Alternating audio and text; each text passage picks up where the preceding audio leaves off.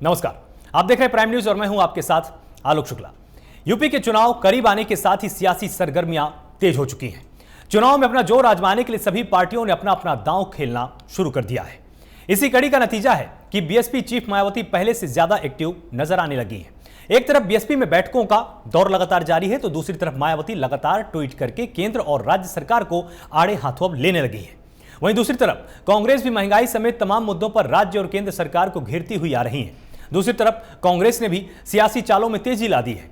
एक के बाद एक मुद्दे पर केंद्र से लेकर राज्य सरकार तक सभी को सवालों के घेरे में कांग्रेस खड़ा कर रही है। तो अखिलेश यादव और उनकी समाजवादी पार्टी भी लगातार प्रदेश और राज्य सरकार पर हमलावर रही है। तो वहीं दूसरी तरफ बीजेपी ने पूरे जोर शोर के साथ 2022 के विधानसभा चुनाव में वो लग चुकी है। लखनऊ से लेकर दिल्ली तक लगातार हुई बैठकें इस बात का सबूत भी है कि बीजेपी ने चुनावी मैदान में हर हाल में जीत के लिए पूरी ताकत अब झोंक दी है। बीजेपी के सामने इस चुनाव में अपना दुर्ग बचाने का चैलेंज लगातार बना हुआ है तो वो विपक्ष यूपी में जीत के जरिए देश में खुद को मजबूत करने की कोशिश में जुटा हुआ है। तो देखना ही होगा कि इस चुनाव से पहले किसमें कितना दम है और चुनाव से पहले कौन सी पार्टी किस पोजीशन में आती है।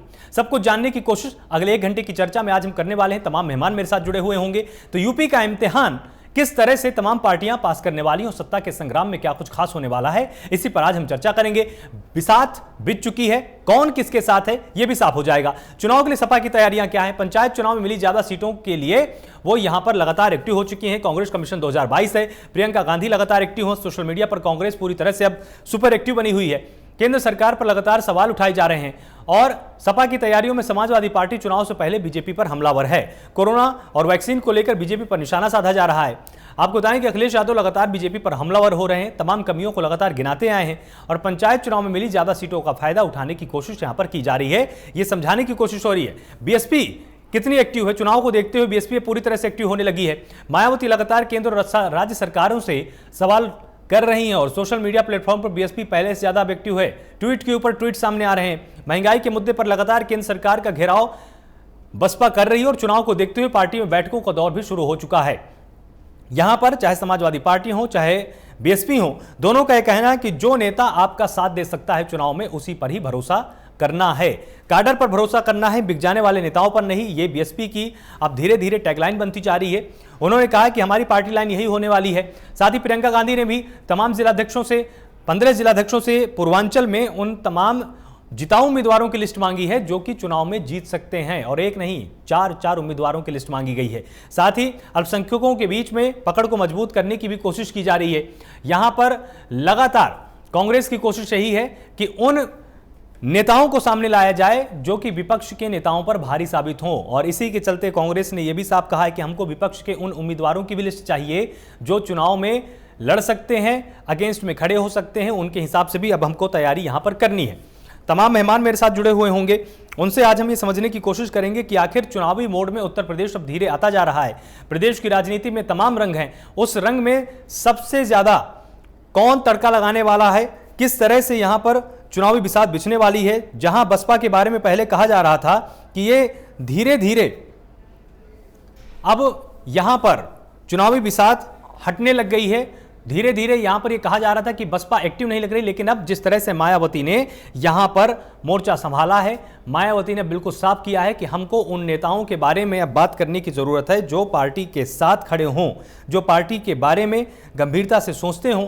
तो यहां पर लगातार मायावती एक्टिव हो चुकी हैं और साथ ही कांग्रेस का मिशन 2022 भी धीरे धीरे साफ हो रहा है। प्रियंका गांधी फ्रंट मोड पर आ गई हैं। वहां पर उन्होंने ऐलान कर दिया है कि हम जो जिताऊ उम्मीदवार हैं उन पर ज्यादा भरोसा करेंगे और जो युवा कांग्रेसी हैं उनको भी महत्वपूर्ण जिम्मेदारियां देनी है, उनकी ऊर्जा का इस्तेमाल करना है।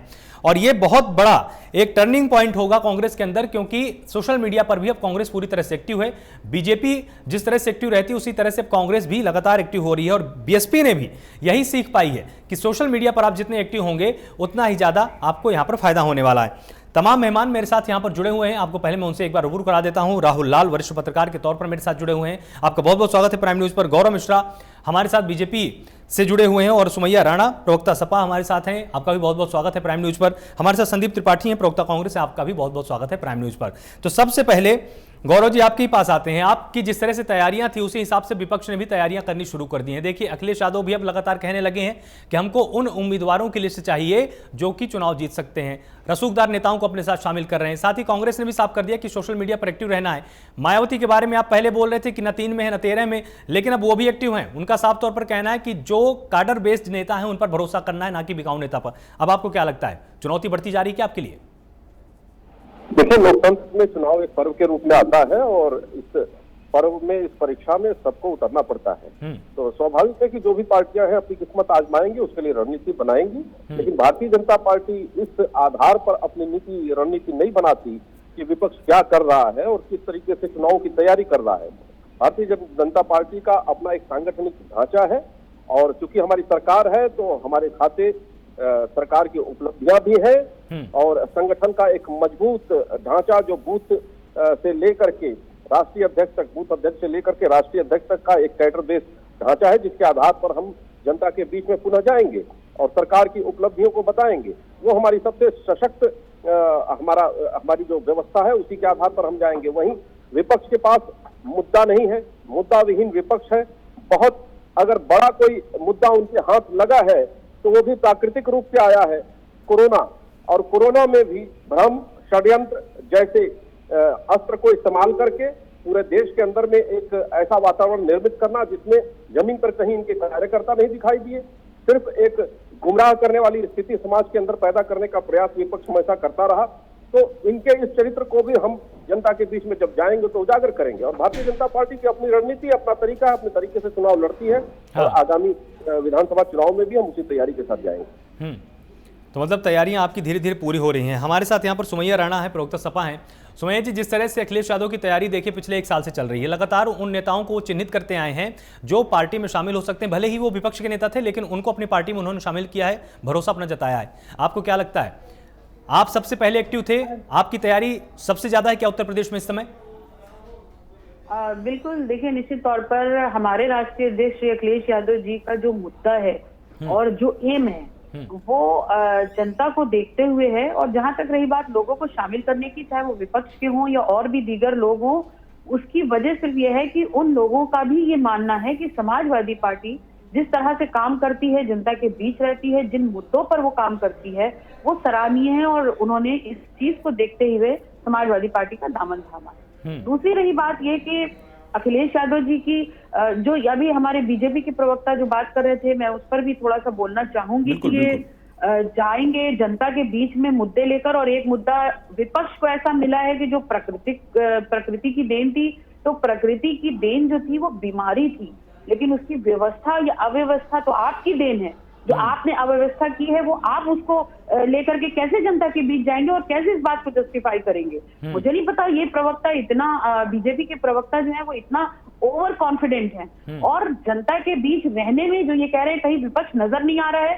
शुरू से समाजवादी पार्टी लोगों के बीच रही है। ये अलग बात है कि हमारे राष्ट्रीय अध्यक्ष हो, आम कार्यकर्ता हो, समाजवादी के लोगों ने जब जब घर से निकलकर जब आंदोलन करने की कोशिश की, जब जुल्म के खिलाफ आवाज उठाने की कोशिश की, आपने नजर बंद कर दिया। आपने महिलाओं को नहीं देखा, आपने उनको नजर बंद किया, आपने लाठियां चलाई, हमारे कार्यकर्ताओं के सर फोड़े। और आप बोलते हैं विपक्ष कहीं नजर नहीं आता। आपकी जुल्म ज्यादतियों की हदें पार हो चुकी हैं। अब आप जनता के पास किस मुंह से जाएंगे? और आप जो सा भी मुंह लेकर के जनता के पास जाएंगे, जनता दोनों तरह से आपको जवाब देगी। एक तो वो आपको ना तो एंटरटेन करेगी और ना आपको वोट करेगी। गौरव जी जवाब देना चाहते हैं? 2022 करीब है, आपको दिखा देगी।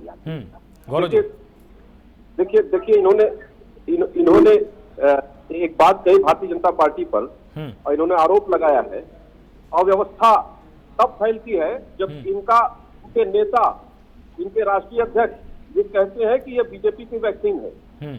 और वहीं हमारी सरकार जिस देश में 40-40 साल तक में एक वैक्सीन नहीं आती थी और 1 वर्ष के अंदर में इस देश के वैज्ञानिकों ने शोध करके वैक्सीन ला दिया और उस वैक्सीन को जब राजनीतिकरण किया जाता है इनके नेता के द्वारा, उसको अव्यवस्था फैलाना कहा जाता है। और इन्हीं विषयों को लेकर के हम जनता के बीच में जाएंगे। और ये न भूलें कि इनका जंगल राज, इनका गुंडा राज जो है जनता अभी भूली नहीं है, अभी कई दशकों तक नहीं भूलेगी। बच्चों को मतलब आप भी ये मानते हैं कि ये वैक्सीन बीजेपी की है? आप फिर ये बात बोल रहे हैं कि ये वैक्सीन बीजेपी की है? ये वैक्सीन हमारे डॉक्टर, हमारे साइंटिस्ट और जो फार्मास्यूटिकल कंपनीज है ये उनकी मेहनत की देन है। बार बार आपका ये कहना कि ये वैक्सीन बीजेपी की है, इसलिए इस तरह की बातें सामने की गई हैं। ये माफ कीजिएगा, बीजेपी किन चीजों पर लगाएगी? ऑक्सीजन के कैंप और ऑक्सीजन के टैंकर आते हैं, उस पर आप लगवाते हैं कंपनी का बोर्ड, उसके बाद वैक्सीन हमारे साइंटिस्ट और डॉक्टर्स बनाते हैं, आप कहते हैं बीजेपी की वैक्सीन है। शर्म नहीं आती आपको? देश की जनता को गुमराह करते हैं आप। कि साइंटिस्ट बनाते हैं, हम लोग भी तो यही कह रहे हैं। आप क्यों कहते हैं बीजेपी की वैक्सीन है? आप कौन होते हैं बीजेपी की वैक्सीन है? बीजेपी एक पॉलिटिकल पार्टी है या ये साइंटिस्ट का ग्रुप है? गौरव जी, कब बोला आपने कि ये बीजेपी की वैक्सीन है? हमने तो कभी नहीं कहा कि ये बीजेपी की वैक्सीन है। हमने तो हमेशा कहा कि जनता के हित से आई हुई वैज्ञानिकों के कठिन परिश्रम से पैदा हुई ये वैक्सीन है, जिस देश में टीके जो है 20 साल के बाद आए हैं, सबको पता है कि आखिर ये बहस कहां से शुरू हुई थी। अगर ला दिया सबको पता है ये बहस आखिर शुरू कहां से हुई थी। का काम इन लोगों ने क्यों किया? ये अपराध क्यों किया? इन्हीं के कार्यकर्ता, इन्हीं के वोटर, इन्हीं के समर्थक जब संक्रमण से मरे होंगे तो वो किसका नाम लेंगे? वो दोषी उसका कौन होगा? इनके राष्ट्रीय अध्यक्ष होंगे अपने पापों का। जिनके साथ हादसे हो गए, जो बीजेपी के लोगों की उनके बारे में आप क्या बोलेंगे? जमीन पर काम कर रहे थे, लोगों की सेवा कर रहे थे। चलिए ठीक है, सेवा ही संगठन, चलिए ठीक है। ये तैयारी को लेकर यहाँ पर बहस हो रही है। आप अगर इसको तैयारी समझते हैं कि एक दूसरे की जो कमियां हैं उसको ही लेकर हम जनता के बीच में जाएंगे, तो कहीं ना कहीं आपको फिर से मंथन की जरूरत है। संदीप त्रिपाठी हमारे साथ जुड़े हुए। संदीप त्रिपाठी, आप बीच में कुछ कहना चाहते थे, साथ ही कांग्रेस का क्या रोड मैप है 2022 को लेकर, और साथ ही 2024 को लेकर भी आप अपनी रणनीति धीरे धीरे तय कर रहे हैं। आपका रोड मैप क्या है? देखिए, पहली बात तो आज इंदिरा हृदय जी की दुखद आकस्मिक निधन हुआ है, उन्हें श्रद्धांजलि आपके माध्यम से देना चाहूंगा। बिल्कुल। तो उसके बाद आप कह रहे हैं कि कांग्रेस का रोड मैप क्या है? कांग्रेस का रोड मैप सीधे सीधे है भाजपा की जो विफलता और जो इन्होंने वादे किए थे, जिस प्रकार से ये सफल नहीं हुए हैं, उन वादों को जनता के बीच में ले जाना। वो वादे कैसे हैं, क्या है, ये मैं सिलसिलेवार बता रहा हूँ, और क्या हम करेंगे ये भी बता रहे हैं। इन्होंने बेरोजगारी की बात की, कितने रोजगार दिए आज तक इनके पास आंकड़े नहीं है। आपने जो है आंकड़ों को ही बंद कर दिया, जो कि ऑनलाइन हुआ करते थे या आप आरटीआई के माध्यम से या विभिन्न माध्यमों से प्राप्त कर सकते थे, आपने खत्म कर दिया। पहली बात तो हम रोजगार की व्यवस्था करेंगे। दूसरी बात, महंगाई, जिस तरीके से ये महंगाई लगातार बढ़ती जा रही है, चाहे डीजल पेट्रोल की हो या सरसों के तेल के अन्य खाद्य वस्तुओं के दाम हो, इस पे हम मूल्य नियंत्रित करेंगे। दूसरी चीज, मनरेगा, जिसकी बात हम मनरेगा लेके आए थे, जिसको मोदी जी कहा करते थे कि ये कांग्रेस की विफलताओं का प्रतीक है, और वही मनरेगा योगी जी बड़े गर्व से कहते हैं कि हमने 27 लाख लोगों को रोजगार दिया लॉकडाउन में। ये इस पहले वाले लॉकडाउन की बात कर रहा हूँ। तो आज वो अपने आप में साबित हो गई कि कैसी योजना रही। तो जो 100 दिन का रोजगार है, हम उसको 200 दिन का रोजगार गारंटी करके देंगे। ये आने वाले समय में हम उत्तर प्रदेश में करेंगे। किसानों का कर्ज माफ करेंगे, बिजली 200 यूनिट प्रत्येक परिवार को मुफ्त देंगे, ये हमारा रोड मैप है। दूसरी बात, आप कह रहे थे वैक्सीन। अरे गौरव जी, मोदी जी तो मान लीजिए उनकी शिक्षा और उनकी डिग्री का पता नहीं है, आपकी डिग्री तो जेन्युइन होगी। आपको नहीं पता है कि 1951 में भारत में पहला टीका आ गया था। आपको ये नहीं पता है कि भारत वह पहला देश है जो पूरे विश्व में सबसे पहले पोलियो मुक्त हुआ है।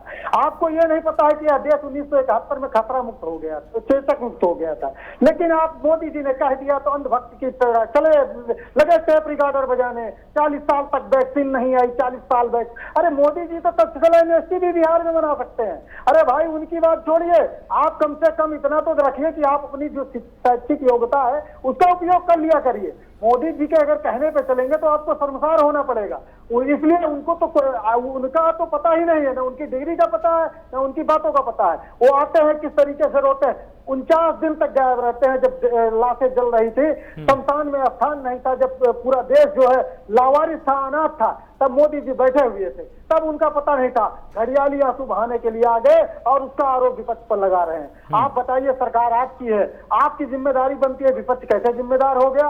लगातार राहुल जी ने कहा कि आप जो है केंद्र वैक्सीन की व्यवस्था करें, राज्य डिस्ट्रीब्यूशन की, तब इन्होंने हंसी उड़ाई। यही बात मनमोहन सिंह जी ने कहा कि कोरोना वैक्सीन को आप जो 2 कंपनियां बना रही हैं, आप उसको ज्यादा लोगों को दीजिए। उसका उनका मजाक बनाया गया। हर्षवर्धन जी का जो है प्रेस कॉन्फ्रेंस देख लीजिए, उन्होंने हास्यास्पद बातें की और वही बात आप बाद में मानते हैं। तो आप बताइए, आपने विजन नहीं है, आपको पता ही नहीं कि आगे क्या होना चाहिए क्या नहीं होना चाहिए। आपकी टीम 11-11 पता नहीं क्या फलाना धमाका नौटंकी करते हैं, किस तरीके से लोग मरे हैं। आप ये गौरव जी भूल जाइए, ये जो भागा दौड़ी लखनऊ से और दिल्ली की हो रही है, ये ऐसे नहीं हो रही है। इसलिए आपको पता चल गया है कि आपकी चूल्हे हिल चुकी हैं। और रही बात समाजवादी पार्टी की और बसपा की, आप यह देखिए, चाहे कुबा का आंदोलन हो, चाहे दलितों पर कोई भी अत्याचार हुआ हो, चाहे निषाद कोराओं की घटना हो, चाहे जो है प्रयागराज होलागढ़ ब्राह्मण परिवार के साथ अत्याचार हो, कोई भी घटना हो, हमारी कांग्रेस पार्टी लगातार जमीन पर उतरकर संघर्ष की है। आज सपा और बसपा का आप एक आंदोलन देख लीजिए, किसी भी मुद्दे पर इन्होंने जमीन पर ट्विटर फेसबुक से राजनीति नहीं चलेगी। आपको जमीन पर आना पड़ेगा और जनता के मुद्दे को उठाना पड़ेगा। आपको सीबीआई ईडी का डर है, आप अभी तक बोल नहीं रहे थे। आप चुनाव आ रहे हैं, बसपा मायावती जी निकल के आ रही, अभी तक आप जो है भाजपा को समर्थन देते हैं। एक तरफ आप उनको जो है राज्यसभा और एमएलसी में मदद करते हैं और एक तरफ आप भाजपा के खिलाफ में अगर आप चुनाव लड़ने आएंगे तो क्या जनता को बेवकूफ समझ रखे हैं? हम पिछले 32 वर्षों से इस प्रदेश से बाहर रहे हैं। हम उस किसी भी वजह से, हो सकता है हमारे में कमियां रही हो, हम उन कमियों को स्वीकार करके हमने उस कमियों को दुरुस्त किया है। और इस उत्तर प्रदेश की जनता को आश्वासन देना चाहूंगा, जिस तरीके से कांग्रेस के समय में 40 इकोनॉमी जोन को उत्तर प्रदेश में बांटकर सतहरिया, नैनी, दुर्ग, कानपुर, आगरा, मथुरा, नोएडा जैसे शहर और औद्योगिक क्षेत्र हमने बनाए थे, वही आगे आने वाले समय में करेंगे। आप ये बात बोल रहे हैं और लगातार समाजवादी पार्टी ये दावा करती है कि ये सारे शहर उसने विकसित किए हैं, तो या तो आप सच हैं, नहीं सच फिर कौन बोल रहा है? अरे नोएडा को बताने वाले नारायण दत्त तिवारी जी हैं, आप पढ़ लीजिए इसमें हमारा। नहीं, मैं वो बात बोल ही नहीं रहा हूँ। मैं ये बात नहीं बोल रहा हूँ कि ऑन रिकॉर्ड क्या है, किसने बनाया किसने नहीं बनाया, विकसित किसने किया। समाजवादी पार्टी का दावा ये है कि जितने भी शहर विकसित हुए वो हमने किए। मैं आपको बता रहा हूँ, कांग्रेस ने उत्तर प्रदेश को 40 इकोनॉमी जोन में बांटा था। उस इकोनॉमी जोन के अंतर्गत नोएडा भी है, मथुरा भी है, कानपुर भी है, नैनी, जहां आज के 20 साल पहले ऑक्सीजन बना करती थी, आज वो प्लांट बंद पड़ा हुआ है। किसकी देन है? आपकी देन है। हमारी सरकार तक वहां पर गैस बना करती थी, आपके समय में वो बंद हो गई। आप जिस तरीके से रेलवे बेच रहे हैं, सार्वजनिक बेच रहे हैं, आप कहाँ नया देश बनाने की बात कर रहे थे, आप सब बेच रहे हैं। आप किस तरीके से मोदी सर, आप जो बताने की बात कर रहे हैं, मैं पूछ रहा हूँ, बसपा सपा बसपा 167 चीनी मिलें हमने बना के दी थी। आप बता दीजिए, बसपा सपा और भाजपा तीनों की सरकार रही है 32 साल में, आप बताइए आपने कितने चीनी मिलें बनाई है बेचने के सिवा? कल्याण सिंह ने भी बेचा, राजनाथ सिंह ने बेचा, मुलायम सिंह ने बेचा, मायावती जी ने बेचा, फिर भी बेचने के बाद भी आज भी बची है। तो फिर तो अब तक सब कुछ बिक जाना चाहिए था, जिस हिसाब से आप आंकड़ा गिना रहे हैं पिछले 30 सालों में, फिर तो सब कुछ बिक जाना चाहिए था। बड़ी विनम्रता के साथ 1 मिनट टाइम दूंगा, उसके बाद आप जी आप जो है पूरे जिले, हर जिले में आप चले जाइए, आपको कोल्ड स्टोर मिलेगा 32 साल पहले का बना हुआ सरकारी कोल्ड स्टोर। आज वो सारे बंद पड़े हुए हैं। ये हर कब, अरे गौरव जी चलिए ना, कितने मीटर नहर बना दिया बताएंगे? 25 साल से नहीं और आने वाले 32 साल तक बाहर रखेगी। ओहो, आप तो अमृति पी के आए हैं। ठीक है, उत्तर ले लीजिए, उत्तर ले लीजिए संदीप जी, उत्तर ले लीजिए। सुनिए जी, आपको उत्तर देना चाहते हैं, ठीक है, तो उधार की पार्टी ठीक है, जवाब भी ले लीजिए ना। अब आप जितने बड़े आरोप लगा दिए हैं, उधार की पार्टी है। गौरव जी आ रहा हूँ, मैं आपके पास आ रहा हूँ। गौरव जी 1 सेकंड, गौरव जी 1 सेकंड आ रहा हूँ, मैं आपके पास आ रहा हूँ। गौरव जी 1 सेकंड, मैं आपके पास आ रहा हूँ। सुमैया जी बोलिए, सुमैया जी आप बोलिए।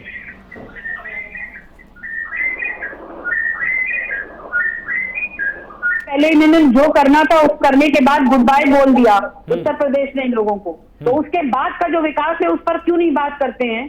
कन्या विद्याधन किसने दिया? मेट्रो रेल किसने दी? उसके अलावा लैपटॉप से जो लोग फैज़याब हुए और आज कई बड़े ओहदों पर हैं बच्चे, वो किसने दिया? यहाँ पर एम्बुलेंस सेवा किसने दी?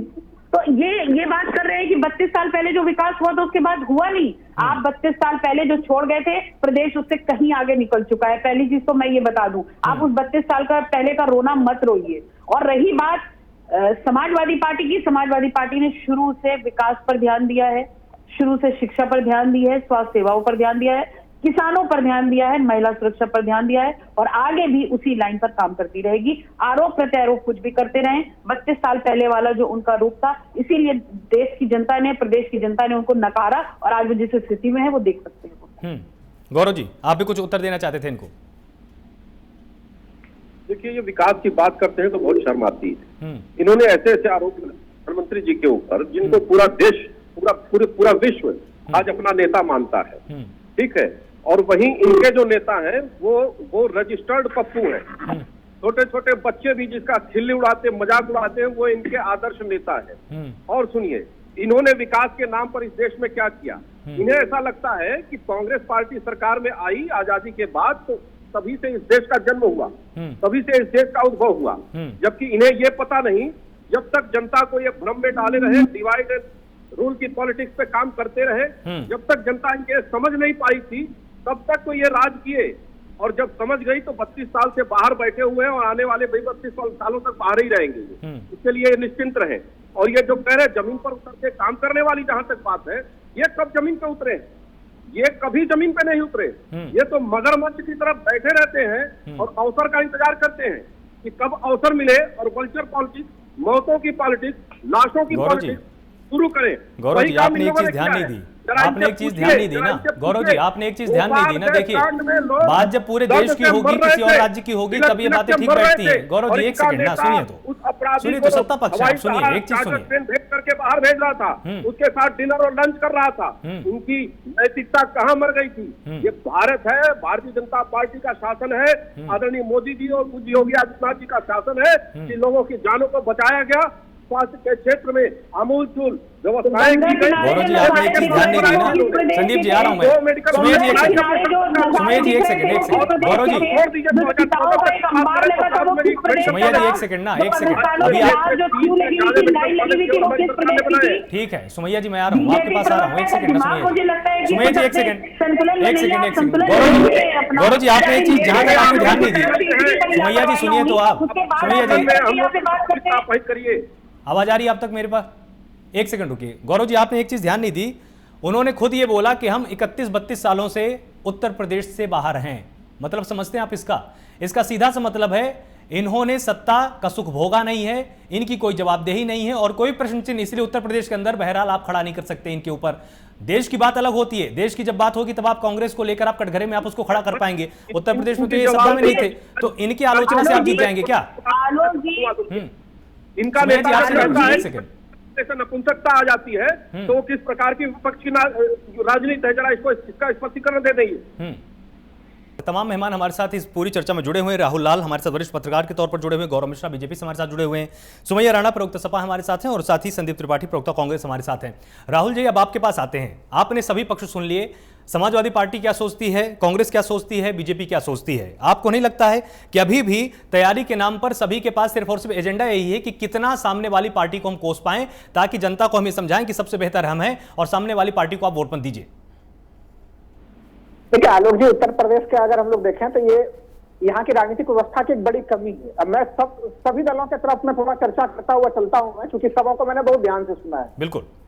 सबसे पहले तो भारतीय जनता पार्टी के प्रवक्ता गौरव जी हैं, उन्होंने जिस रूप में चीजों को रखा, देखिए अभी इस समय भाजपा के ऊपर ये आरोप लगेगा, क्योंकि ये बात, इस बात से मैं सहमत हूँ समाजवादी पार्टी के इस प्रवक्ता के बात से कि एक तरह से कोरोना का कहर अवश्य था, लेकिन बार बार हमारे वैज्ञानिकों ने एक तरह से कोरोना को लेकर अलग अलग जो है कि सरकार को जो है कि अलर्ट जारी किए थे, उस अलर्ट को जारी करने के हिसाब से सरकार ने अपनी तैयारियां नहीं की। और विशेषकर जब हम लोग उत्तर प्रदेश की बात करते हैं तो यहाँ पे प्रचंड बहुमत में योगी जी की सरकार है और केंद्र में प्रचंड बहुमत में मोदी जी की, तो डबल इंजन का यह सबसे बेहतरीन उदाहरण है। तो इनको एक मॉडल के रूप में जो प्रस्तुत होना चाहिए, वो मॉडल के रूप में यहाँ पे कोरोना काल में वो चीजें नहीं दिखी हम लोगों को। जीवन दायिनी गंगा जो है वो एक तरह से शव वाहिनी गंगा बदल गई। लोगों के जो हिंदू धर्म के जो संस्कारों में जो सबसे महत्वपूर्ण संस्कार जिसकी गिनती होती है कि अंतिम संस्कार, वो अंतिम संस्कार का भी मौका जो है कि वो प्राप्त नहीं हुआ लोगों को। और उल्टे जो है कि हम लोग अब देख रहे हैं कि एक तरह से पूरे प्रकरण से हटने का प्रयास हो रहा है। तो ये सब तो कुछ आपको कोरोना के मामले की कुछ बड़ी कमियां हैं जिसको सरकार को स्वीकार करना पड़ेगा कि अगर ये कमियां नहीं होती तो कुछ ज्यादा बेहतर होता। पहले चीज, दूसरी चीज अगर हम लोग देखें, कि इस समय देखिए, जब देश को इस तरह से कोरोना की स्थिति से जब उत्तर प्रदेश गुजरा, यहाँ पे काफी भयावह स्थितियां रही, जो हम लोगों ने प्रयागराज के जो दृश्य देखे वो दृश्य भयावह रहे। और अभी भी जो बच्चे हैं, जो काफी अनाथ बच्चे हो गए, उसको लेकर जरूर केंद्र सरकार ने और राज्य सरकार ने घोषणाएं की, अभी तक उनको एक तरह से उन लोगों तक कोई राहत पहुंचते हुए नजर नहीं आई हम लोगों को। तो ये सब चीजें तो है इस आपदा के संबंधित जुड़ा हुआ चीज। लेकिन इसके साथ ही साथ भारतीय जनता पार्टी का दिल्ली दरबार और यूपी दरबार के बीच में जो टकराव की कहानियां देखी, अभी देखिए अस्थायी तौर पे आलोक की शांति हम लोगों को जरूर नजर आ रही है, लेकिन अगर ये मामला इतना ही आसान था तो फिर इतना ज्यादा जो है कि बैठकें क्यों हो रही थी? जिस तरह से एक तरह से दत्तात्रेय बोले आए, बीएल संतोष की यात्रा हुई, राधा मोहन सिंह की जो दिखी कि वो राज्यपाल के साथ भी मिल रहे हैं राधा मोहन सिंह, फिर जो है कि वो स्पीकर के साथ मिल रहे हैं, फिर जिस तरह से योगी जी को बुलाया गया, तो ये घटनाक्रम काफी एक अलग रूप में दिखता है। और एक तरह से जो इस अरविंद जी की बात हो रही थी कि उनको मंत्रिमंडल में जगह मिलेगा कि नहीं मिलेगा, क्या स्थितियां होंगी, लेकिन अगर हम लोग देखें यहाँ पे तो उनको भी एक, भले योगी जी नहीं चाह रहे थे, लेकिन उनको भी एक पावर सेंटर जरूर बनाया गया है। क्योंकि निषाद जी, संजय निषाद जी जो वहां पे मिले, भारतीय जनता पार्टी के जो गृह मंत्री से मिले हैं, वो गृह मंत्री से मिलने से पहले वो संजय निषाद जी जो है कि मिलते हैं अरविंद जी से मिलते हैं वो। तो एक तरह से उनको मंत्रिमंडल में कब उनको जगह मिलेगा, लेकिन इस तरह का जो पावर सेंटर बन रहा है और वहां पे कैसे संतुलन बनेगा, ये भारतीय जनता पार्टी के लिए चुनौती का चीज है। गौरव जी इसके ऊपर कुछ नहीं कर रहे हैं। हम लोगों को याद है कि हम लोग जब 2017 को हम लोग देख रहे थे, इसी तरह के आंतरिक एक तरह से समस्याओं से कहीं कहीं उस समय समाजवादी पार्टी उठती हुई दिख रही थी कि सपा परिवार में वो हलचल चल रहा था और उसका समाजवादी पार्टी को नुकसान हुआ। आज अगर ये लोग, इन लोगों के पास अभी 6 महीने का जरूर समय है भारतीय जनता पार्टी के पास, अगर ये 6 महीने के भीतर अपने पार्टी के आंतरिक मतभेदों को नहीं भुलाते हैं तो बड़ी मुश्किल चीज है। देखिए, ये मतभेद इतने सतह पे आए कि इसको आप छुपा नहीं सकते हैं। क्योंकि विभिन्न विधायक है, एक तो 100 से ज्यादा विधायक पहली बार जो है हम लोगों को धरना प्रदर्शन करते हुए दिखे, विधायक खुलेआम जो सार्वजनिक चिट्ठी लिख रहे हैं, कुछ विधायक तो सरकार के विरोधी जो है इलाहाबाद हाईकोर्ट भी पहुंच गए। तो ये सब एक स्थितियां बनी हुई है भारतीय जनता पार्टी को, जिससे भारतीय जनता पार्टी को जूझना भी है उनको। लेकिन हाँ, भारतीय जनता पार्टी की एक चीज ये जरूर है कि वो हमेशा चुनावी मोड में होते हैं और चुनाव की तैयारी, देखिए पंचायत चुनाव की तैयारी भी काफी जोर शोर से भारतीय जनता पार्टी करते हुए नजर आ रही है। तो अब जबकि एक तरह से भारतीय जनता पार्टी में हम लोग देख रहे हैं कि पंचायत चुनाव में उनको झटका लगा है, समाजवादी पार्टी का उत्साह काफी बढ़ा हुआ नजर आ रहा है, तैयारी एक तरह से अगर हम समाजवादी पार्टी की तरफ से देखें तो उन्होंने पंचायत चुनाव से बड़ी ऊर्जा ग्रहण की है और एक तरह से वो पहले से तैयारी में चले आ रहे हैं। तो जो लोग ये मान के चल रहे थे कि क्या समाजवादी पार्टी विकल्प होगी, तो प्रथम दृष्टया ये जरूर लग रहा है कि विपक्ष में एक विकल्प के जगह पे वो खड़े हैं वो, और लगातार सक्रिय भी हैं। तो ये समाजवादी पार्टी की स्थिति दिख रही है कि जिस तरह से वो अलग अलग दलों के लोगों को शामिल कर रहे हैं। लेकिन फिर भी एज ए मुख्य विपक्षी के रूप में अगर आप हमसे व्यक्तिगत तौर पर पूछें तो जिस तरह से विपक्षी दल की भूमिका होनी चाहिए उन्होंने काम किया, लेकिन वो मापदंडों तो उस रूप में नहीं रहे। अब मैं जरूर कहूंगा कि वो लोग एक्टिव रहे। अब तीसरी बात आती है बहुजन समाज पार्टी की। देखिए, बहुजन समाज पार्टी को सभी लोग काफी अंडर एस्टिमेट करके चल रहे थे, लेकिन पंचायत चुनाव में उन्होंने भी अच्छी खासी उपस्थिति दर्ज कराई। चूंकि देखिए, लंबे समय तक बहन मायावती कोई जो है कि कहीं वो सरकार के विरुद्ध कोई बयान नहीं देती थी, कहीं वो नजर नहीं आती थी, लेकिन उसके बावजूद भी एक तरह से वो पंचायत चुनाव में दिखी है वो। तो अब हमें लग रहा है कि संभवतः उन्हें भी लग रहा है कि यहाँ से अब एक्टिव हो जाना चाहिए। लेकिन अब ये चीजें दिक्कत है क्या, जब बीजेपी अपने जो अलग अलग हथियार प्रयोग करती है, ईडी, सीबीआई या इस तरह के तमाम चीजों का वो प्रयोग होगा, तो फिर किस रूप में ये जो विपक्षी दल है उन सब चीजों का सामना करते हुए इनको लड़ना पड़ेगा। हम लोगों ने देखा है कि किस तरह से पश्चिम बंगाल की लड़ाई में जब ममता बनर्जी इलेक्शन लड़ रही थी, क्योंकि सीबीआई जैसी संस्थाएं इलेक्शन के समय में ही एक्टिव होती हैं, बहुत सुपर एक्टिव होती हैं वो। तो आपका उस मनोवैज्ञानिक दबाव को क्या झेलने के लिए तैयार है? क्योंकि अब ये चुनाव जो है कि बिल्कुल अलग धर्रे में होते हैं। अब पार्टियों के पास जो चुनौतियां दी जाती हैं भारतीय जनता पार्टी की तरफ से, वो चुनौतियां बिल्कुल नए प्रकार की चुनौतियां दी जाती हैं। चुनाव परंपरागत ढंग से भारतीय जनता पार्टी नहीं लड़ती। भारतीय जनता पार्टी की विशेषता है कि 24/7 एकदम चुनाव के मुद्रा में होती है। इस कारण से उसमें विपक्ष के सामने वो लगातार एक बड़ी चुनौती रखती है, तो कम से कम तैयारी और मनोवैज्ञानिक दबाव बनाए रखने के मामले में। जहां तक देखिए कांग्रेस की बात है, कांग्रेस के प्रवक्ता ने यहाँ पे काफी अच्छी रखी, इसमें कोई शक नहीं है। लेकिन जिस एनर्जी के साथ यहाँ पे जिस एनर्जी के साथ यहाँ पे इस पैनल में कांग्रेस के प्रवक्ता नजर आए, क्या इसी एनर्जी के साथ उत्तर प्रदेश में कांग्रेस के जो है कि जो वॉलंटियर से कार्यकर्ता है वो सक्रिय हैं। और हम लोग अगर पंचायत चुनाव में देखें संख्या भी वहां पर भी उनकी अच्छी नहीं आई। तो इसमें कांग्रेस को अपने भूमिका को लेकर फिर से सोचने की जरूरत है लोग। जी संदीप जी, आप कुछ यहाँ पर उत्तर देना चाहते थे, क्योंकि जिस तरह से यहाँ पर इन्होंने विश्लेषण किया कि आप जरूर यहाँ पर बता रहे हैं कि हमारी तैयारी है, लेकिन कार्यकर्ता इतने तो एक्टिव है नहीं फील्ड पर, तो फिर कैसे काम चलेगा? नहीं, कार्यकर्ता एक्टिव है। और आप ये देखिए, अगर एक्टिव ना होते तो अभी कल ही जो है धरना प्रदर्शन हमने किया पेट्रोल और डीजल के खिलाफ पूरे प्रदेश में। और आप हर जिले में उठा लीजिए और हर ब्लॉक में, हर जो है तहसील में प्रदर्शन हुआ। तो अगर एक्टिव ना होते तो लोग निकल के इस कोरोना काल में भी अगर आ रहे हैं तो जाहिर सी बात है कि कांग्रेस के वर्कर एक्टिव हैं। दूसरी बात, अभी हमारे मित्र भाजपा के बहुत बड़ी बड़ी बातें कर रहे हैं। हम इनसे दो सवाल पूछ रहे हैं। अभी आप कह रहे हैं कि हमने बहुत कुछ कर दिया, वैक्सीन ये फलाना धमाका। आप गौरव जी दो सवाल का जवाब दे दीजिए।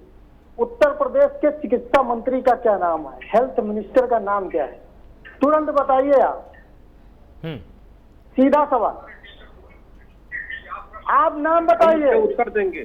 आप वेबसाइट खोलिए, उत्तर प्रदेश की वेबसाइट खोलिए। अरे आपसे पूछ रहा हूँ, आप भाजपा के प्रवक्ता हैं, उससे सिर्फ शर्म करिए आप। स्वास्थ्य मंत्री अब आप यही समझ लीजिए आलोक जी, जब भाजपा के प्रवक्ता को चिकित्सा मंत्री का नाम नहीं पता है तो उत्तर प्रदेश में चिकित्सा की क्या व्यवस्था रही होगी?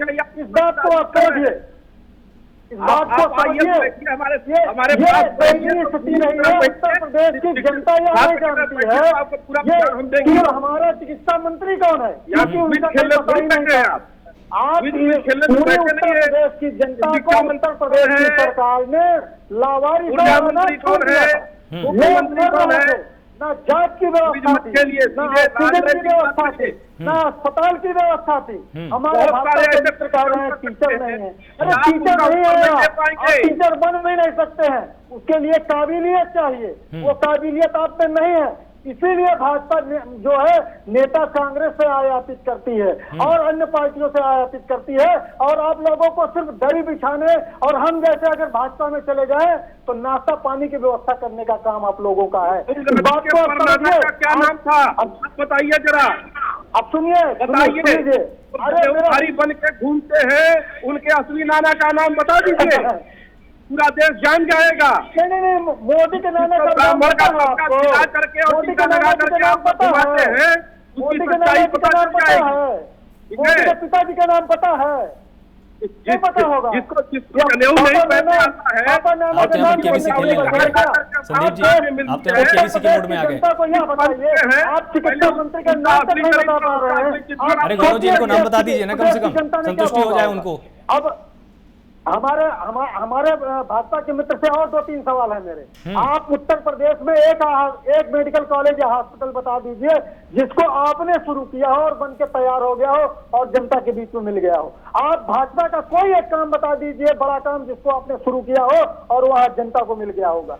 आप सिर्फ धर्म का ध्रुवीकरण करके चुनाव जीत जाना चाहते। अरे गौरव जी सुन लीजिए, सवाल का ही है, जवाब दीजिएगा। किसान जिस तरीके से रात में जानवरों की रखवाली करता है और दिन में आंदोलन करता है आपके खिलाफ, वह किसान आपके साथ नहीं खड़ा है, वह दलित नहीं खड़ा है जिसके साथ आपने अत्याचार किया है, वह ब्राह्मण नहीं खड़ा है जो लगातार उत्पीड़ित हो रहा है, युवा आपके साथ नहीं खड़ा है जिसको आपने रोजगार देने के सपने दिखाते और उसको रोजगार नहीं मिला। आज आप पूरी तरह से फेल है। बात को आप जितनी जल्दी समझ लीजिए उतना बढ़िया। आप फिर से पता कर लीजिएगा चिकित्सा मंत्री का नाम चाहिए और सार्थक अरे नाम गौरव जी, आप इनको कम से कम नाम तो बता दीजिए ना, इनको याद दिलाइए ना चिकित्सा मंत्री के बारे में। ये उसी चीज पर ही बार बार जाकर फंस रहे हैं। बता दीजिए ना कि किनके ऊपर जिम्मेदारी है कि 2 मंत्री हैं, अतुल गर्ग जी भी हैं, जय प्रताप जी भी हैं, इनके ऊपर जिम्मेदारियां हैं। बताएंगे, उच्च शिक्षा का भी बताएंगे, सभी का बताएंगे, स्वास्थ्य मंत्री का भी बताएंगे। लेकिन अगर क्विज खिलाना है आपको तो चलिए हम भी पूछते हैं, उसके भी उत्तर दें। ये नहीं, यहाँ पर कुछ नहीं खेलना है।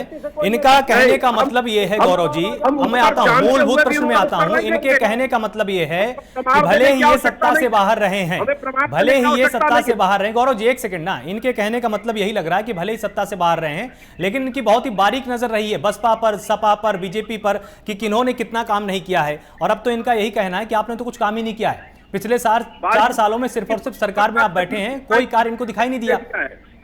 बारीक नजर तो पश्चिम बंगाल में भी थी, जब अंडा देकर के आए हैं, और उत्तर प्रदेश में बारीक नजर रखे हुए हैं, यहाँ भी अंडा ही आएगा, यहाँ भी 0 आएगा, इसलिए चिंता न करें।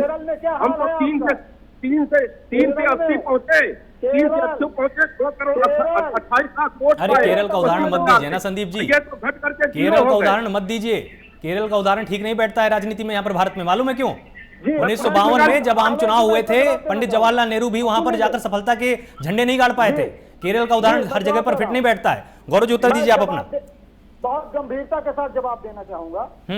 एक सिंपल सी चीज समझिए, भाजपा की एक सीट थी इसके पहले और उन्होंने केरल में अच्छे से चुनाव लड़ा था और लगभग 20% के समथिंग वोट उनको मिला था। अब और वहां से अब की बार ये था कि अब की बार उनकी सीटें बढ़ेंगी और अच्छी तरीके से उनको उनका कैडर या उन्होंने बहुत सी चीजें की उनके कार्यकर्ताओं के खिलाफ, जिस तरीके से वहाँ कथित रूप से हमले हुए, वहां पर अमित शाह या अन्य नेताओं को खुलकर आना, लेकिन इन्होंने एक ऐसी जीत खेली।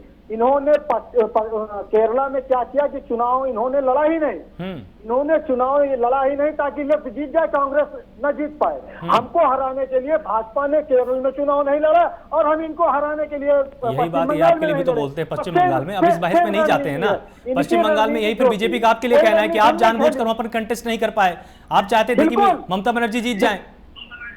बिल्कुल, हम ये चाहते थे कि भाजपा हारे, जिस तरीके से ये चाहते थे कि हम केरला में हारे, उसी तरीके से हम ये चाहते थे कि ये पश्चिम बंगाल में हारे। तो उत्तर प्रदेश में आपका क्या मानना है? सपा को जिताना चाहते हैं, बसपा को फिर आप यहाँ पर जिताना चाहते हैं कि खुद जीतना चाहते हैं? 25 साल के अत्याचार और जो नहीं, उत्तर प्रदेश में फिर अब आपकी राय क्या है? को ले जाकर जनता के सामने संदीप जी, और हमें पूरा विश्वास है कि संदीप जी सीधा सा प्रश्न है, उत्तर प्रदेश में फिर आपका क्या मानना है? सपा को जीतते हुए देखना चाहते हैं, बसपा को जीतते हुए ताकि बीजेपी हार जाए?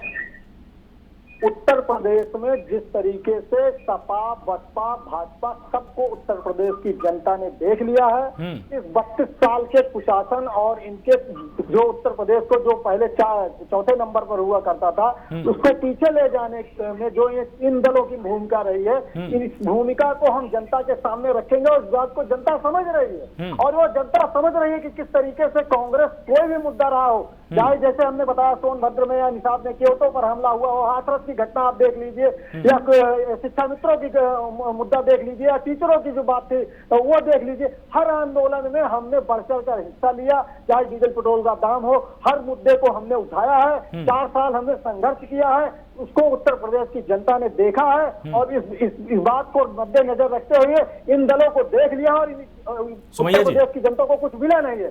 यही हम लेके जाएंगे और हमने अपना विजन बताया कि हमको ये करना है और हमने करके 32 साल पहले दिखाया है। आप प्रतापगढ़ जैसे छोटे जिले में सेक्टर बनकर रूस जाया करता था। ठीक है राहुल जी कुछ कहना चाहते हैं बीच में? राहुल जी चीजें हैं जो हमने किया था। ठीक है राहुल जी कुछ कहना चाहते हैं आपसे? छोटी सी बात, तो विश्वास क्यों नहीं कर रहे हैं? कभी आप आंकड़ों में नजर क्यों नहीं आते हैं?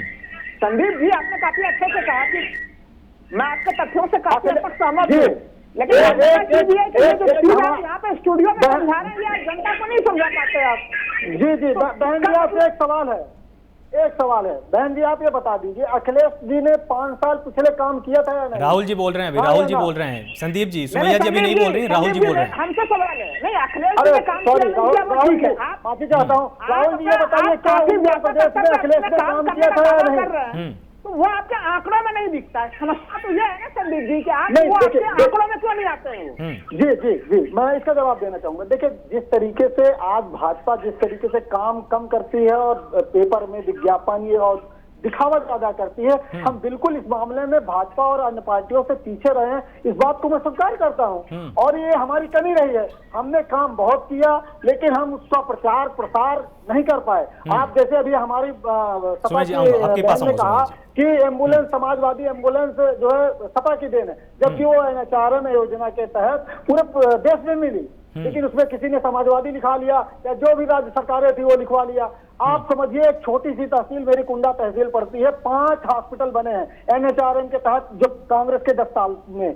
आज जो है 7 साल सेंट्रल गवर्नमेंट का हो गया, 5 साल हो रहा है आपके राज्य सरकार को, एक हॉस्पिटल नहीं बन पाया। तो आप ये नहीं कह सकते कि हमने काम नहीं। हाँ, हमने जनता को बता नहीं पाए, ये मेरी कमी रही है।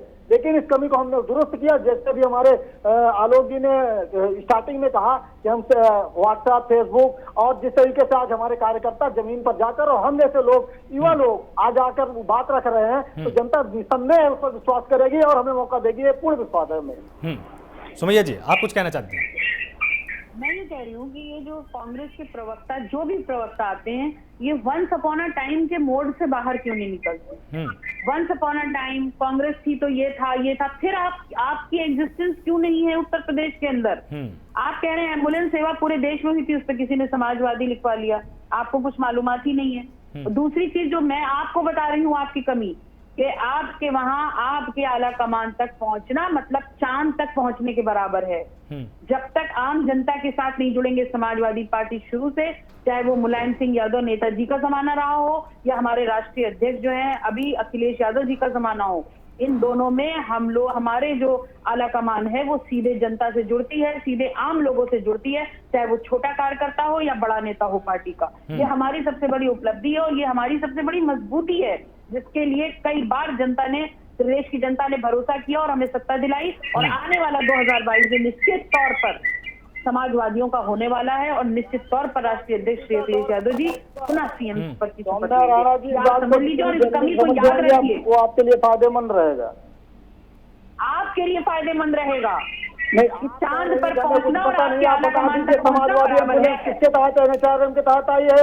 आज में कोई मत था, आपने अलग से बजट दिया था, आपको जानकारी है? मतलब हम अगर हम सत्ता में NHRM के तहत था या कोई योजना थी, आप बताइए। हमारी जवाबदेही अगर योजना थी तो नाम बताइए।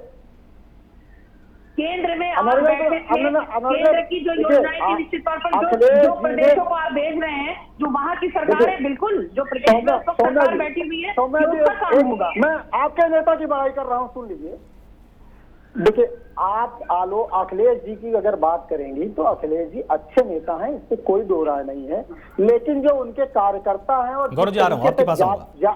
जातिवादी संगठन इनका है, जिस तरीके से जातिवादी संगठन वो जनता पर अत्याचार और जातिवादी लोग हावी हो जाते हैं सत्ता पर, यह उत्तर प्रदेश की जनता को नहीं पसंद है। यही वजह है कि आपको रिजेक्ट कर दिया।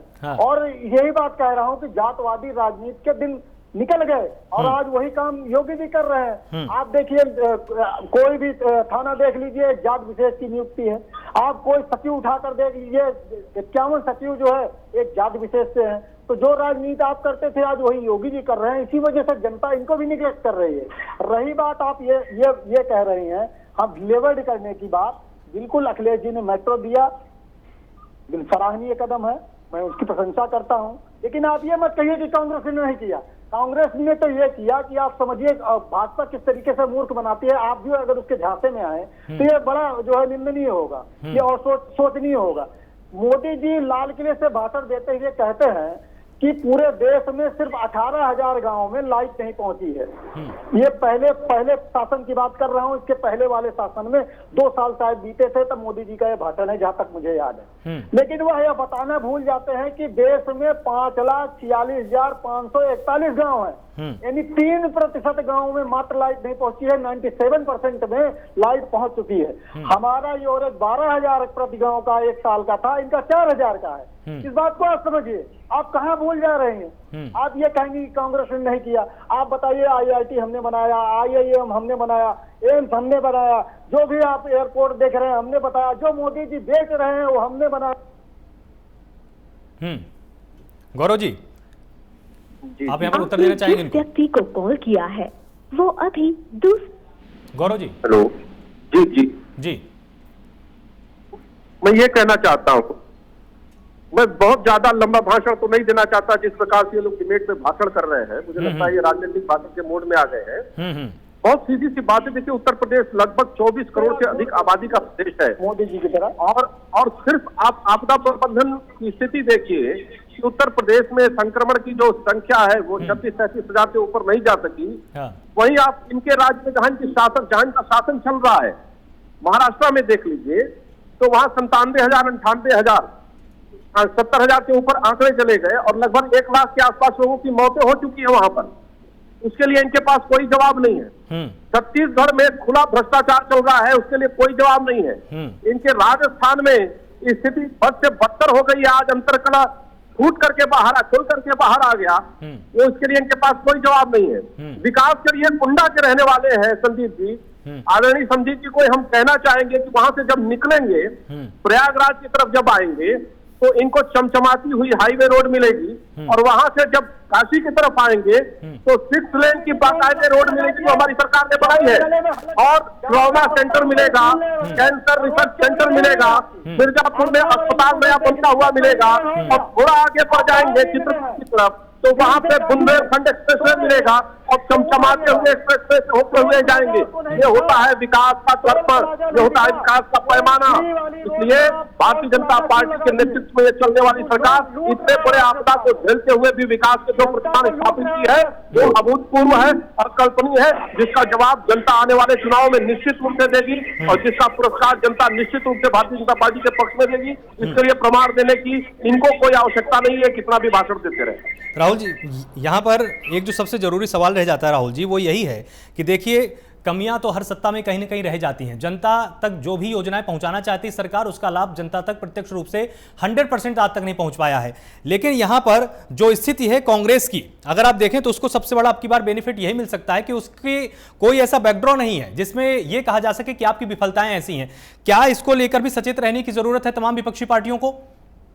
लोगों को सचेत जरूर रहना चाहिए, लेकिन अभी मैं हाल ही का इंडिकेटर जो हाल फिलहाल में जो चुनाव हुआ है उत्तर प्रदेश में, मैं बार बार यही तो कह रहा था कि उसमें वो संख्या में अभी तक नहीं आई है। देखिए राजनीति में कभी भी कुछ भी हो सकता है। बिल्कुल 2014 के लोकसभा चुनाव में अचानक से पश्चिम बंगाल में भारतीय जनता पार्टी ने अपनी मजबूत उपस्थिति दर्ज की, लेकिन क्या उसके उस हिसाब से जमीन पर जो काम होने दिख रहे हैं, तो ये कारण हम दिख रहा है विपक्ष में जो मजबूत स्थिति दिख रही है वो समाजवादी पार्टी की दिख रही है, सेकंड में वो बहुजन समाज पार्टी की दिख रही है। लेकिन जो अभी गौरव जी तमाम तरह की उपलब्धियों का वर्णन कर रहे हैं, ये सही है कि महाराष्ट्र और दूसरे शासनों में कमी रही है, लेकिन अपेक्षाएं अलग किस्म की है। आपको जब 300 सीटें मिल रही हैं, इस असेंबली में इतनी बड़ी सीटें मिल रही हैं जो कि कभी नहीं मिला था किसी को, तो इसके साथ साथ आपका दायित्व भी उसी हिसाब से बढ़ सकता है।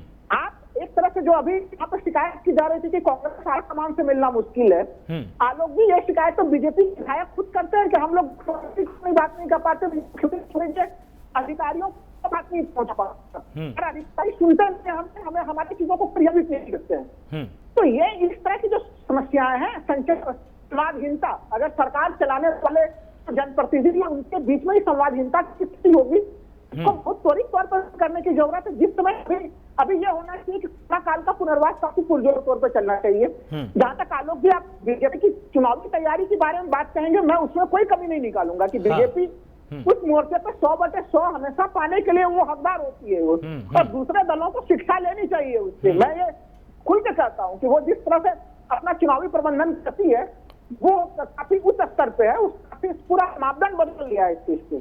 लेकिन हाँ, मापदंड बदलने के साथ साथ आपको जो गुड गवर्नेंस पूरा सेक्टर है उसके सामने में भी आपको आना था। आपको उस जगह पे आप कहीं न कहीं कोरोना में चले बीत गए, लेकिन आप कम से कम पुनर्वास के मामले में एक्टिव हो जाए ना। गौरव विदेश के अखबारों में जो बड़े बड़े गार्जियन जैसे अखबार है वो आलोचना कर रहे हैं कि 2000 बच्चे कम से कम उत्तर प्रदेश में अनाथ है जहाँ पे कोई नहीं पहुंच पा रहा है। कम से कम इन सब चीजों पर तो त्वरित तौर पर मैं अपील करता हूँ। मैं कोई शिकायत नहीं कर रहा, हो सकता है सरकार प्लान बना रही हो, लेकिन सरकार को त्वरित तौर जाना चाहिए कि आप इलेक्शन के मैनेजमेंट में आप सबसे आगे हैं। तो जिस तरह से यहाँ पर गौरव जी इन्होंने एक बहुत जरूरी बात इन्होंने यहाँ पर बोली कि जिस तरह से बीजेपी को यह काम करना चाहिए कि जो भी उपलब्धियां सरकार की रही हैं उसको लेकर जनता के बीच में जाए, ना अब बार बार यह गिनाया जाए कि सपा ने ये किया, बसपा ने ये किया, कांग्रेस ने किया, क्योंकि उसके दम पर तो आपको वोट 2017 में मिल चुका है ना।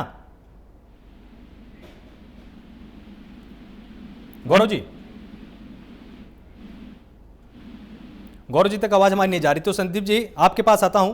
यहां पर अब हम ये समझने की एक बार कोशिश करेंगे कि जिस तरह से प्रियंका गांधी बार बार पूर्वांचल पर बहुत ज्यादा फोकस कर रही हैं, उनका यही जोर है सबसे ज्यादा कि पूर्वांचल में जितने भी जिलाध्यक्ष हैं उनको जिम्मेदारी उन्होंने सौंप दी है और ये कहा है कि हमको जिताऊ उम्मीदवारों की लिस्ट चाहिए। तो पूर्वांचल पर इतना अधिक फोकस क्यों? पूर्वांचल कभी हमारा गढ़ हुआ करता था और आज हम सबसे कमजोर हैं तो पूर्वांचल में हैं, ये मुझे कहने में कोई गुरेज नहीं है। तो इस वजह से, और दूसरी बात, पूर्वांचल में हमारे कई बड़े नेता हैं और जिनके दम पर हम चुनाव जीत सकते हैं। कोई वजह रही होगी वो एक्टिव नहीं रहे होंगे, या बहुत सारी वजह एंटी कन्वेंसी होती है जब आप सत्ता में बहुत दिन रह लेते हैं, या बहुत सारे कारण और भी हो सकते हैं, या हम जैसे हमने कहा कि हमारे में कुछ कमियां रही होंगी, हम इसको एक्सेप्ट करते हैं। हमारी जो पुरानी लीडरशिप रही होगी उसने कुछ कमी की होगी, तभी हमें जनता ने नकारा और उस कमी को हमने सीखा। और हमारी आने वाली जनरेशन और जो पीढ़ी है, जो नई जनरेशन कांग्रेस ने आज जो कांग्रेस को लीड कर रही है या जो कांग्रेस को चला रही है, जिस तरीके से अभी आपने कहा कि युवाओं को जिम्मेदारी ली जाएगी, तो उसने सीखा कि हाँ, जो कमियां, उस कमियों को हम दुरुस्त करके आगे निकल रहे हैं। और उत्तर प्रदेश के पूर्वांचल से ही आप देख लीजिए, ललतेश्वर त्रिपाठी जो कमलापत त्रिपाठी जी के पोते हैं, उनकी फैमिली देख लीजिए, राजेश मिश्रा जी को देख लीजिए, आप जो है हमारे प्रमोद तिवारी जी को देख लीजिए, आरपीएन सिंह जी, कई बड़े नेता जो है इसके पहले अल्पसंख्यक प्रकोष्ठ के चेयरमैन साहब जो है वो भी जौनपुर के रहने वाले हैं। तो कई सारे नेता हैं, तो हम जो अगर यहाँ पर जोर लगाएंगे तो उसका हमें डेफिनेटली फायदा मिलेगा। इस वजह से हम बहुत प्रोएक्टिव होकर जो है, जैसे अभी आपने बताया कि उम्मीदवारों की लिस्ट भी मंगा ली गई है और अभी से ही छुटने, और हम एक हमारी कमी रही है पिछले चुनाव में कि हम कैंडिडेट एट द टाइम घोषित किया करते थे, जिससे हमें नुकसान होता था। उस बात से हमने सीखा और हम इंटरनली ही अगर घोषित नहीं करेंगे, लेकिन कैंडिडेट को कम से कम ये पता रहेगा कि हाँ, हमको टिकट मिलने वाली है, हमको मिल सकती है, ताकि वो तैयारी करने में उसका पूरा समय मिले और अन्य जो पार्टियां प्रत्याशी होते हैं उसके मुकाबले वो खड़ा हो सके। और अभी हमारे भाजपा के मित्र जो है बहुत सारी बातें कर रहे थे, ये हुआ वो हुआ, तो आप ये समझिए कि उत्तर प्रदेश में अभी हमने इनसे एक सवाल पूछा, एक भी उपलब्धि नहीं बता पाए। आप ये बड़ी दयनीय स्थिति है। आप छत्तीसगढ़ और राजस्थान का उदाहरण दे रहे हैं, तो छत्तीसगढ़ में जिस तरीके से अभी अनाथ बच्चों के, राहुल जी ने सवाल उठाया, अनाथ बच्चों की सबसे पहले अगर घोषणा की गई तो वहां पर की गई, जो मदद की घोषणा की गई छत्तीस हमारे प्रांतों में की गई। आप जो है हमसे आप सीख के, या हम जब आवाज उठाते हैं तब आपको करना पड़ता है, तो आप किस तरीके से हम ही पर आक्षेप लगाते हैं। आज कोरोना काल में हम आपके साथ करें, लेकिन आप कुछ करिए तो आप तो सिर्फ यह बंदर की तरह इस जाल से उस जाल से उतरने चढ़ने से काम नहीं हो जाएगा। इसके लिए स्ट्रेटजी बनानी पड़ेगी आपको। जब आपको पहले बताया गया, हमारी जो कमेटी थी आगाह किया, राहुल जी ने बार बार कहा, लेकिन आप सोते रहे। उसका परिणाम यह हुआ कि कितने लोगों ने जाने गंवाई। और गांव, उत्तर प्रदेश के गांवों की स्थिति तो ये रही है कि जो आंकड़े में ही नहीं है, हर गांव से कम 10 लाशें उठी हैं, क्योंकि आंकड़े में नहीं। चलिए ठीक, और वो समय थोड़ा सा कम है हमारे पास संदीप जी, तो आप सभी मेहमानों का बहुत बहुत शुक्रिया हमारे साथ जुड़ने के लिए। आप सभी ने अपनी रणनीतियों को यहां पर प्राइम न्यूज के माध्यम से दर्शकों के साथ साझा किया है और यहां पर एक संकेत तो बिल्कुल साफ हो चुका है कि आलोचनाएं निश्चित रूप से तमाम पार्टियां दूसरी पार्टी की करने वाली हैं, क्योंकि इस बार सभी की कोशिश रही है कि विपक्ष में नहीं, अब की बार हमको सत्ता पक्ष जाकर बनना है। 2022 की तैयारी पूरी हो चुकी है। बसपा थोड़ी सी पीछे चल रही थी, लेकिन अब मायावती ने फिर से मोर्चा संभाल लिया है। उन्होंने लगातार ट्वीट करके सरकार पर निशाना साधने की जो रणनीति थी उसको शुरू किया है। कांग्रेस का कहना है हम हर उस कमी को लेकर जनता के बीच में जाएंगे जो सरकार की रह गई है, और समाजवादी पार्टी का कहना है हम और हर उस नेता को, हर उस कार्यकर्ता को मैदान में जिम्मेदारी देने वाले हैं जो उत्तर प्रदेश में चुनाव जिता सकता है। तो सभी पार्टियों ने अपना दम भर लिया। देखने वाली बात होगी कि 2022 में किस तरह का रंग देखने को मिलता है। आप सभी लगातार जुड़े रहिए इस तरह प्राइम न्यूज के साथ। नमस्कार।